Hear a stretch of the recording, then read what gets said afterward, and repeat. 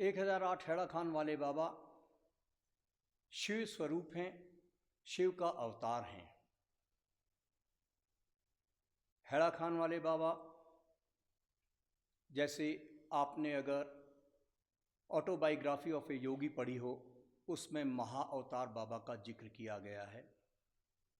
ये भी यही हैं। और जो पिछले 150 साल से इस हिमालय क्षेत्र के लोग जो जानते हैं, उन्हें हेड़ा खान बाबा पिछले कंछोपी टोपी स्वरूप में आए थे और वो काली गंगा और गौरी गंगा पिथौरागढ़ डिस्ट्रिक्ट में पड़ती है। उसका मिलन जहाँ होता है, दूसरी तरफ नेपाल है। सन 1922 में हेड़ा खान वाले बाबा अपने भक्तों के साथ उस काली गंगा और गौरी गंगा के संगम में गए और उन्होंने अपने भक्तों को कहा कि तुम यहीं रहना, मैं जा रहा हूँ। और वो नदी पार करने लगे। लोगों ने देखा, जब बाबा मझधार में पहुँच गए तो वहाँ से अंतर्ध्यान हो गए। उसके बाद लोगों ने काफ़ी दिन तक उनका इंतज़ार किया, क्योंकि कंछोपी टोपी स्वरूप में बाबा सन 1850 के लगभग आए थे। उस स्वरूप में उन्होंने इतने चमत्कार किए साक्षात लोगों के सामने, और कई बार वो अंतर्ध्यान हो जाते थे और दूसरी जगह प्रकट हो जाते थे। कई बार बाबा एक ही समय में कई जगह प्रकट हो जाते थे और भक्तों में आपस में बहस हो जाती थी कि बाबा तुम मेरे पास थे, वो कहता है उस समय उस दिन बाबा मेरे पास थे। तो ये प्रभु का जो अवतार हुआ है सन 1970 में, इस अवतार के लिए मुख्य श्रेय माना जाता है महेंद्र महाराज को। श्री 108 महेंद्र महाराज बिहार के रहने वाले थे। उन्होंने 11 वर्ष की उम्र में बाबा जी के दर्शन किए। वो एक जलेबी की दुकान में जलेबी खा रहे थे, तो प्रभु ने उनको वहाँ दर्शन दिए कंछोपी टोपी रूप स्वरूप में। वहाँ पर उनको देखकर बहुत ही इनका मन विचलित हो गया कि ये दिव्य दृष्टि, दिव्य स्वरूप के स्वामी ये बाबा कौन हैं। जब उन्होंने अपने एमए की पढ़ाई पूरी करी, उसके बाद वो बाबा की खोज में निकल गए। बहुत से आश्रमों में वो गए। भारत की 3 बार उन्होंने नंगे पैर परिक्रमा की। किसी ने उन्हें बताया कि आप कुमाऊं क्षेत्र में जाइए, वहाँ भी बड़े बड़े हिमालय में संत रहते हैं। वो यहाँ आए, उन्होंने बाबा का नाम सुना और वो हेड़ा खान भी गए। बाबा के जितने भी आश्रम थे, सिद्धाश्रम, हेड़ा खान, छेदू और जितने भी आश्रम थे, वहाँ वो गए। कटघरिया आश्रम जो हल्द्वानी में, वहाँ भी गए। हेड़ा खान में उनको बाबा के दर्शन भी हुए। सिद्धाश्रम में जब बहुत उन्होंने तपस्या कर ली, उसके बाद कुमाऊं क्षेत्र में ही वो ज़्यादातर रहे। सिद्धाश्रम में एक बार वो कमरे के अंदर बैठे थे। उन्होंने कहा प्रभु से कि मुझे दर्शन दो, और उस दिन बाबा जो हैं सामने उनके कमरे में मनुष्य देह में प्रकट हो जाते हैं। क्या चाहता है प्रभु? जन कल्याण। महेंद्र महाराज उनसे पूछते हैं, बाबा कब आओगे? उन्होंने कहा अभी समय लगेगा। क्या मैं जिंदा रहूंगा आपके आने पर? उन्होंने कहा हाँ, तू जिंदा रहेगा। तो उसके बाद प्रभु ने उस कमरे की एक दीवार पे इशारा करके कहा, यहाँ एक दरवाज़ा था, वो बंद कर दिया है। महेंद्र महाराज चुप रहे, उन्हें तो पता नहीं था कि वहाँ दरवाज़ा था या नहीं। तो उसके बाद महेंद्र महाराज ने प्रभु को प्रणाम किया और प्रभु ने कहा मैं चलता हूँ। और बाबा कमरे से निकले। इतनी देर में महेंद्र महाराज भी उनके पीछे पीछे निकले। बाहर सिद्धाश्रम के पुजारी थे, उन्होंने बाबा जी के पिछले स्वरूप में उनकी सेवा की थी उसी आश्रम में। तो उनसे महेंद्र महाराज ने पूछा अभी अभी कोई यहाँ से गए हैं? उन्होंने कहा मैंने तो किसी को नहीं देखा। फिर महेंद्र महाराज ने उस पुजारी को अंदर बुला के पूछा कि यहाँ दीवार पे कोई दरवाजा था? उस पुजारी ने महेंद्र महाराज के चरण पकड़ लिए।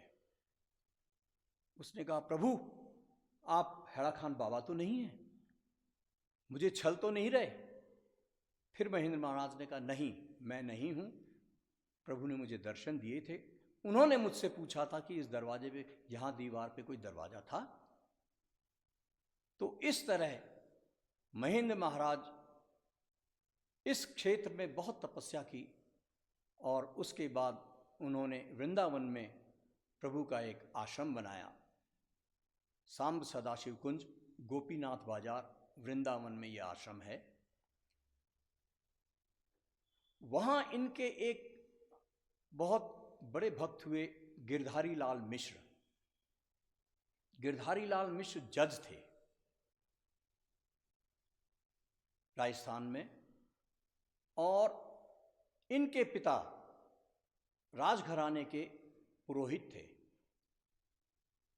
इनके बड़े भाई विष्णुदत्त मिश्र संस्कृत के विद्वान थे। राजगढ़ में अलवर के पास विष्णुदत्त मिश्र एक स्कूल में संस्कृत के अध्यापक थे। महेंद्र महाराज को एक दिन गिरधारी लाल जज अपने घर ले गए राजगढ़ में, तो वहाँ विष्णुदत्त शास्त्री, ये चित्र है, इन्होंने उनके दर्शन किए।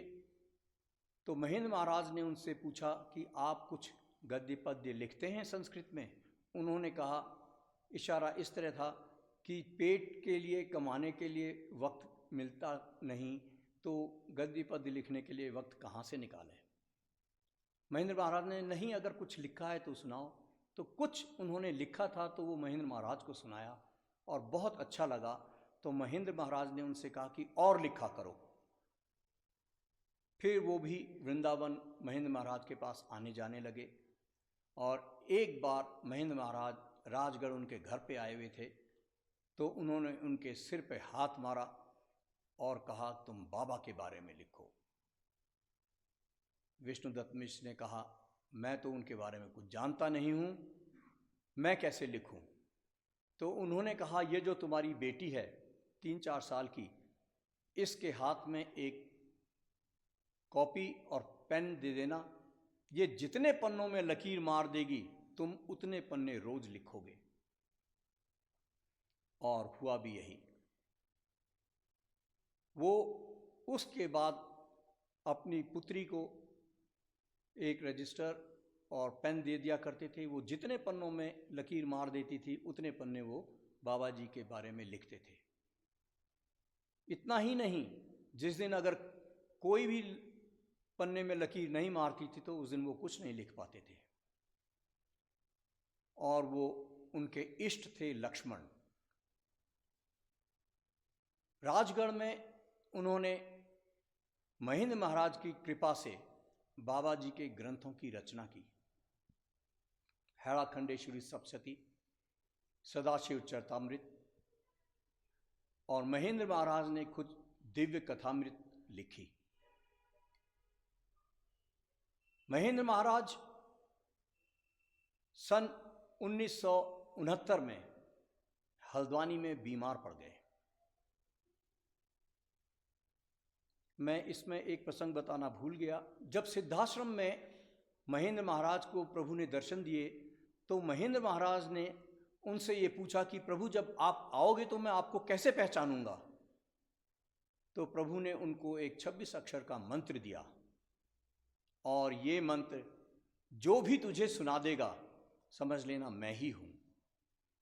महेंद्र महाराज सन 1969 में हल्द्वानी में बीमार पड़ गए और उन्हें आभास हो गया कि अब मेरा वक्त जाने का आ गया है। उन्होंने अलवर से शास्त्री जी को बुलाया और शास्त्री जी से कहा, देख ये तो देह है, नश्वर है, बाबा 1 साल के अंदर प्रकट हो जाएंगे। उन्होंने मुझे एक मंत्र दिया है, मैं रहूं न रहूं ये मंत्र मैं तुम्हें दे रहा हूं। और उन्होंने शास्त्री जी को ये मंत्र दे दिया। शास्त्री जी ने इस मंत्र को अपने गांठ बांध लिया और शास्त्री जी से कहा, जो भी तुझे ये मंत्र सुना देगा तू समझ लेना कि प्रभु हैड़ा खान ही हैं। उसके बाद जून के महीने में महेंद्र महाराज का अंतकाल हुआ हल्द्वानी में ही, और उसके बाद वो उनके पार्थिव शरीर को वृंदावन लेके दाह संस्कार के लिए, क्रियाकर्म के लिए ले गए। सन 1970 6 या 7 जुलाई 1970 को प्रभु हैड़ा खान में गुफा में आकर विराजमान हो गए। बरसात शुरू हो गई। प्रभु ऊपर कैलाश पर्वत पर चले गए, उत्तरांचल कैलाश बोलते हैं उसे, और वहीं 3 महीने रहे। बड़ी विचित्र गाथा है। उन्होंने 3 महीने तक न कुछ खाना न पीना, कहाँ से, और तपस्या में लीन, सिद्धाश्रम में बैठे रहते थे, सिद्धासन में, और बिल्कुल मौन, बहुत कम बोलते थे। जयपुर में अक्टूबर का महीना आ गया। उन्होंने कहा कि महेंद्र महाराज शरीर छोड़ने से पहले कह के, बाबा 1 साल में आ जाएंगे।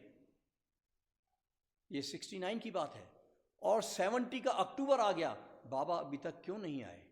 महेंद्र महाराज के शब्द जो हैं कभी गलत नहीं हो सकते। उन्होंने एक अखंड कीर्तन रखा, आओ आओ हे प्रभु आओ, प्रण तारण प्रभु देर न लाओ। और दिव्य कथामृत जो कि महेंद्र महाराज ने ग्रंथ लिखा था, उसका अखंड पाठ किया। उस ग्रंथ से एक ज्योति निकलती है तो उन्हें आभास होता है कि बाबा प्रकट हो चुके हैं। इतने में ही हल्द्वानी से किसी भक्त की चिट्ठी चली जाती है वृंदावन और जयपुर को कि एक बाबा हैड़ा खान में बाल योगी हैं, उम्र उनकी 17-18 साल की दिखती है, वो आए हुए हैं, कहीं ये हैड़ा खान बाबा तो नहीं हैं।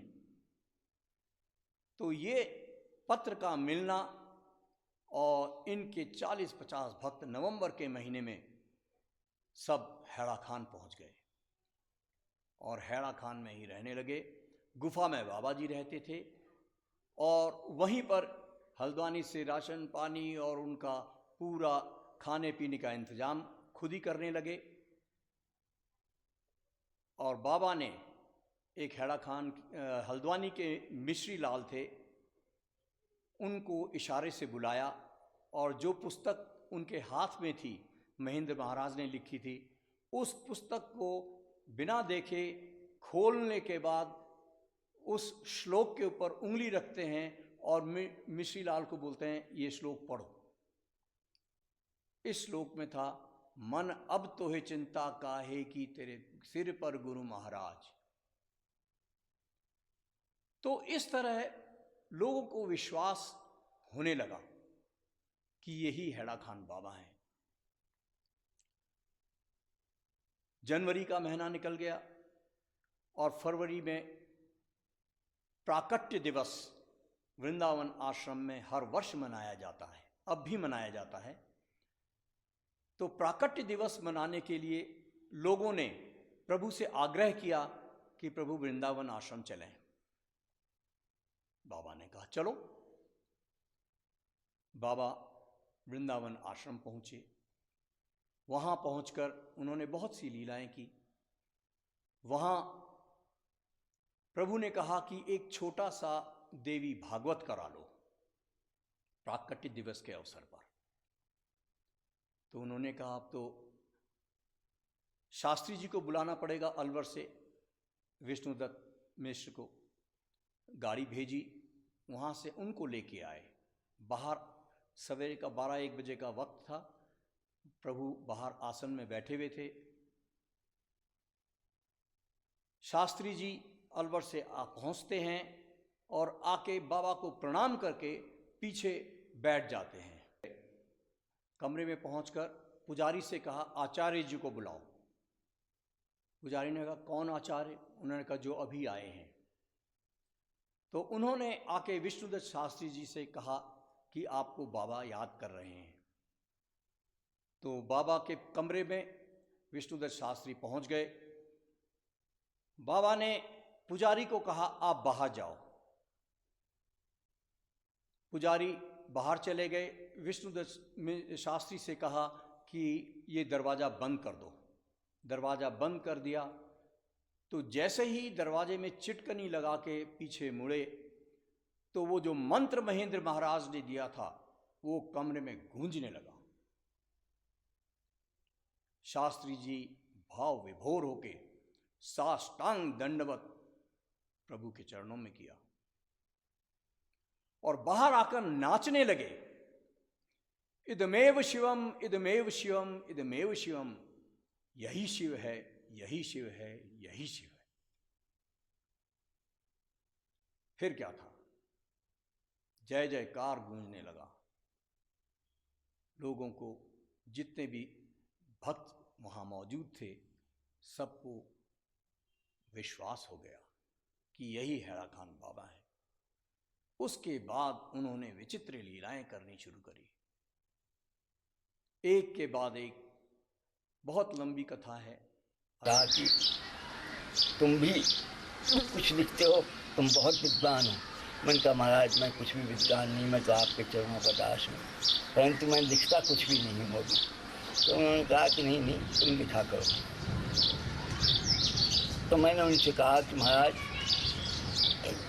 आजकल का समय ऐसा है कि लेखकों की दुर्दशा होती है। चित्त तो सुचित्त हो, घर में कछु वित्त हो, नृपति को हित हो, जब सुंदर कवित्त हो।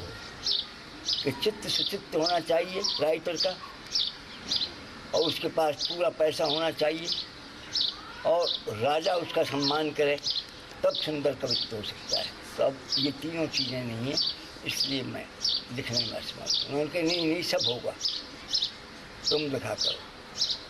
उन्होंने आज्ञा दी कि तुम्हारा जन्म, हमारे भाई से कहा कि इनका जन्म भगवान के चरित्र को लिखने के लिए ही हुआ है। अब मैं इनको याद दिलाने आया हूँ कि अब तुम लिखने का काम शुरू करो। फिर मैंने कहा महाराज मैं वैद्यक का काम करता हूँ, जिससे मैं पैसा कमा के और परिवार का पालन करता हूँ। उन्होंने कहा नहीं ये पैसा ठीक नहीं है, ये हाय का पैसा है, इससे तुम पनप नहीं सकते। तो मन का कैसे घर का काम चलेगा? तो उन्होंने कहा नहीं ऊपर से पैसा आ जाएगा, तुम इसको छोड़ दो। मैंने उसी दिन यहाँ नेम प्लेट लग रही थी, उसको हटा दी और लिख दिया कि यहाँ कोई इलाज नहीं होता है। श्याम शोभने अहम एव शंखचूड़ो देव विद्यावकारक धनुवंशो विशेषेण सुदामाहं हरेत्पुरा अहमष्टसु गोपेषु गोपोपी पार्षदेषु च। इतने में महेंद्र महाराज मेरे भाई के साथ यहाँ पर आए। उनके हाथ में जल की बाल्टी थी इतनी सी, और आकर के यहाँ खड़े हुए। मैंने उनको प्रणाम किया और वो लिखा हुआ पद्य उनको कहा। उन्होंने कहा बोलो। फिर मैंने उनको सुनाया। परम ब्रह्म संसिद्ध सच्चिदानंद विग्रहम मानसम तामसम दीप्यात कुत्ता चोपा धर्म है, ये श्लोक सुनाया। उन्होंने कहा मुझे कोई लाख रुपए भी देता तो इतना प्रसन्न नहीं होता, और आज मैं इतना प्रसन्न। बहुत सुंदर पद तुमने लिखा है, और इसी तरह से जो तुम्हारे मन में आ रहा उसको लिख लिया करो। इसके पश्चात मैं 9 बजे के करीब स्कूल गया स्कूल में उस रोज़ मेरा पहला पीरियड वैकेंट था। कागज़ लेकर के लिखने लगा तो 11 श्लोक तक लिखा, 11 श्लोक एकदम से लिख गया। फिर तीसरा पीरियड वैकेंट हुआ, उसमें आगे के श्लोक लिखे। तो ऐसे 40 के करीब श्लोक लिख के और शाम को मैं यहाँ पर आया तो मेरी प्रतीक्षा कर रहे थे। उन्होंने कहा है स्कूल? मैंने कहा हाँ महाराज है। ठीक, मैंने कहा महाराज ये स्कूल मैंने लिखा है आज। उन्होंने सुना, सुन करके यहाँ चित्र लगा हुआ था, उस चित्र के सामने खड़े हो गए और मेरे माथे के ऊपर हाथ लगाया और कहा कि जाओ सरस्वती से। बस उस सेकंड से मैं जो बोलता वो ही सब पद्य में निकलता मेरे मुंह से। कहा कि अब हमारे गुरु महाराज आएंगे सन 71 में, उनके लिए ये सब साहित्य मैंने तैयार कराया है। जितने ये सदाशिव चरितामृत लिखा गया तो वो हर 8वें दिन 10वें दिन यहाँ आ जाते थे और पूछते सुनाओ, और सुन करके बड़े प्रसन्न होते थे। उन्होंने कहा कि बस अब वो टाइम आ गया है कि जब तुम गोस्वामी तुलसीदास और सूरदास की तरह हिंदी में कविता करो। तो मैंने कहा कि महाराज कुछ मुझे आउटलाइन आप दीजिए। तो उन्होंने कहा कि कोई ज़रूरत नहीं है, तुम्हारी लड़की, हम गए थे उस समय गोदी में जो थी उसका नाम हमने सरस्वती रखा था, वो बताएगी और तुम लिखोगे। ये कह करके वो खड़े हुए और उनके माथे के ऊपर एक पोस्ट कार्ड साइज पुराने हैरा खान वाले बाबा का चित्र था। तो उस चित्र से माला उतार करके मुझे दी कि इसको सरस्वती को पहना देना और ये प्रसाद दे देना, अब तुम जा सकते हो। हम आगे यहाँ आए तो हमारी माता ने और इनने पूछा कि क्या कहा, तो हमने सब बात अपने पिताजी को सुनाई। तो और वो सरस्वती यूँ पैरों से चलती थी, घुटनों।